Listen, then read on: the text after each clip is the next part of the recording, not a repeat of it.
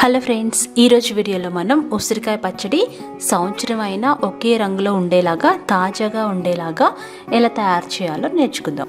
ఉసిరికాయ పచ్చడి తొందరగా కలర్ మారిపోతుందండి. అలా మారకుండా ఎలా చేయాలో ఈ వీడియో చూడండి. ఈ పచ్చడి కోసం ఈ పెద్ద సైజులో ముదురు ఉసిరికాయలు తీసుకోవాలి. ఇవి రాతి ఉసిరికాయలు అంటాం కదా, అవి. వాటిని ఒక 2 టేబుల్ స్పూన్ల ఉప్పు వేసుకొని నీళ్ళల్లో ఒక 10 నిమిషాలు నానబెట్టుకోవాలి. నానబెట్టినప్పుడు ఇలా బాగా వాష్ చేసేయాలి.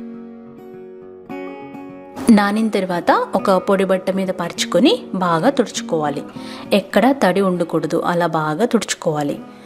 ఆ తర్వాత వీటికి చిన్న చిన్న ఘాట్లు పెట్టుకోవాలి. ఒక్కొక్క ఉసిరికాయకి 4-5 ఘాట్లు పెట్టి ఎక్కడైనా మాగినట్టుగా ఉంటే ఆ భాగాన్ని కట్ చేసేసి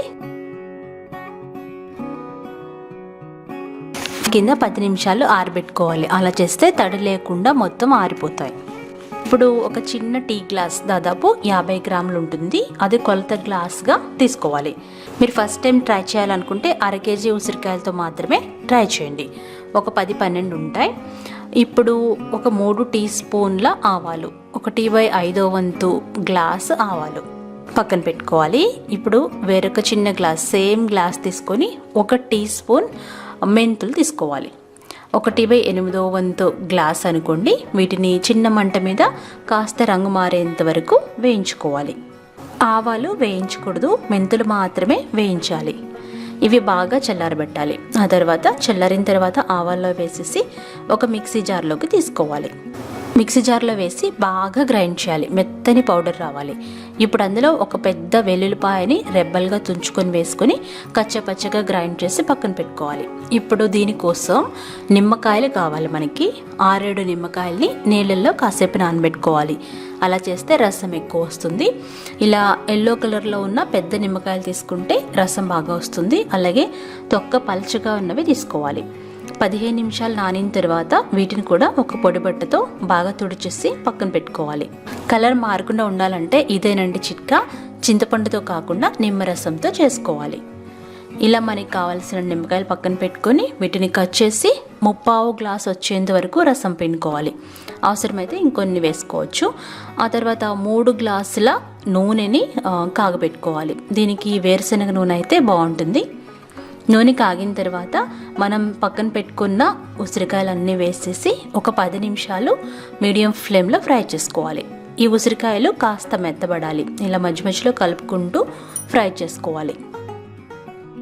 మరీ వేగిపోకూడదు. ఇలా కొంచెం మెత్తబడిన తర్వాత మనం ఇలా పక్కకు తీసుకొని పెట్టుకోవాలి. ఒక 80% వరకు ఫ్రై అవ్వాలి. అంటే మనకు తెలుస్తుంది కదా, పట్టుకొని నొక్కి చూస్తే కూడా తెలుస్తుంది. ఆ తర్వాత స్టవ్ ఆఫ్ చేసేసి కొంచెం నూనెని చల్లారనివ్వాలి. చల్లారిన తర్వాత 1 టేబుల్ స్పూన్ ఆవాలు వేయాలి. ఆవాలు చిరుపట్లాడిన తర్వాత మినపప్పు, అలాగే పచ్చిశనగపప్పు 1 టేబుల్ స్పూన్ వేయాలి. 10-15 ఎండుమిరపకాయలు వేయాలి. ఇవి క్రిస్పీగా అవ్వాలి. 1 గుప్పెడు కరివేపాకు కూడా వేయండి. కావాలనుకుంటే స్టవ్ని చిన్న మంట మీద వెలిగించుకోండి. అంతేకాని ఈ పోపు మాడిపోకూడదు. ఇలా కలుపుకుంటూ ఉండాలి. ఇక్కడ నేను లో ఫ్లేమ్లో పెట్టాను. ఆ తర్వాత 4-5 వెల్లుల్లి రెబ్బలు దంచుకొని వేసుకోవాలి. ఆ తర్వాత స్టవ్ ఆఫ్ చేసేయాలి. స్టవ్ ఆపిన తర్వాత 1 టీ స్పూన్ పసుపు వేసుకొని ఈ పోపుని చల్లారబెట్టుకోవాలి. ఇది చల్లారే లోపు పచ్చడి కలుపుకుందాం. ఇక్కడ నేను ఆశీర్వాద్ పచ్చడి కారం కలుపుతున్నాను. ఇంకా వేరే ఏ బ్రాండ్ అయినా పచ్చడి కారం కానీ పచ్చి కారం అంటారు కదా, అది కానీ వేసుకోవచ్చు. ఇక్కడ నేను 1 టీ గ్లాస్ కారం, 1/2 గ్లాసు ఉప్పు వేస్తున్నాను. ఆ తర్వాత మనం గ్రైండ్ చేసి పెట్టుకున్నాం కదా, ఆవాలు, మెంతులు, వెల్లుల్లి రెబ్బల పొడి వేసేసేయాలి. ఆ తర్వాత 3/4 గ్లాసు నిమ్మకాయ రసం వేసేసి బాగా కలపాలి. ఇలా కలిపేటప్పుడు తడి స్పూన్స్ లేకుండా చూసుకోవాలి. అవసరమైతే ఉప్పు, నిమ్మకాయ రసం నెక్స్ట్ డే కూడా మనం వేసుకోవచ్చు. మనం వేయించి పక్కన పెట్టుకున్న పోపు కొంచెం గోరువెచ్చగా అయిన తర్వాత పచ్చళ్ళలో పోసేయాలి. పోపుతో సహా పోసేసేయాలి. మీ కారం ఎంత ఎర్రగా ఉంటే పచ్చడి అంత ఎర్రగా ఉంటుంది. ఇలా వేసేసిన తర్వాత బాగా కలుపుకోవాలి. చూసారు కదా, మంచి కలర్లో వచ్చింది. ఇక్కడ నేను వేరుశనగ నూనె వేసాను. పప్పు నూనె అంటారు కదా, అది వేసుకోవచ్చు. పచ్చడి కారం కూడా వేసుకోవచ్చు. ఇలా కలపగానే వెంటనే మీరు ఒక పచ్చడి జాడీలోకి కానీ ప్లాస్టిక్ డబ్బాలోకి కానీ ఎత్తుకోవాలి. ఇక్కడ నేను 1/2 కేజీ పచ్చడి జాడీలు నేను కొన్నానమాట. ఇవి ఇలా చిన్న చిన్న మొత్తంలో పచ్చళ్ళు పట్టుకుంటే బాగుంటుంది ప్రిజర్వేషన్కి. చూసారా, ఇది 1/2 కేజీ అండి. ఇలా పచ్చడి జాడి తడి లేకుండా తుడిచేసి దాని నిండుగా పచ్చడి వేసేసేయాలి. పచ్చడి వేసిన తర్వాత ఒక పొడి ప్రదేశంలో మూత పెట్టేసి అలా 3 రోజులు నానబెట్టాలి. ఇప్పుడు మనం పచ్చడి కలుపుకున్న ఈ గిన్నెని ఏం చేద్దామో చూద్దాం రండి. ఇందులో వేడి ఒక 2 ముద్దల అన్నం వేసుకుని తినేసేయండి, చాలా బాగుంటుంది. కావాలనుకుంటే అందులో కొంచెం నెయ్యి వేసుకోండి, చాలా సూపర్గా ఉంటుంది.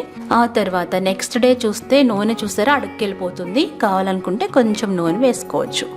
అంటే ఎప్పుడు పచ్చడి మీద నూనె తేలుతూ ఉండాలి. అలా అయితేనే పచ్చడి మనకి సంవత్సరం వరకు నిల్వ ఉంటుంది. ఏ నిల్వ పచ్చడైనా అంతేనండి, నూనె పైకి తేలుతూ ఉండాలి. అలా అయితేనే పచ్చడి పాడవకుండా సంవత్సరం వరకు నిల్వ ఉంటుంది. చూసారా ఎంత బాగా కనిపిస్తుంది కదా. మనం వాడుకునేటప్పుడు తడి స్పూన్లు పెట్టకుండా ఉండాలి. ఆ 3 రోజులు బాగా కలిపితే మనకి ఇలా కనిపిస్తుంది. 3 రోజులు ఊరిన తర్వాత సర్వ్ చేసుకోవాలి. 3 రోజులు పొద్దున్న కానీ సాయంత్రం కానీ కలుపుతూ ఉండాలి. ఇది కలర్ మారకుండా సంవత్సరం పాటు ఉంటుంది. మీరు ఇలా ట్రై చేసి నాకు ఫీడ్బ్యాక్ పంపించండి.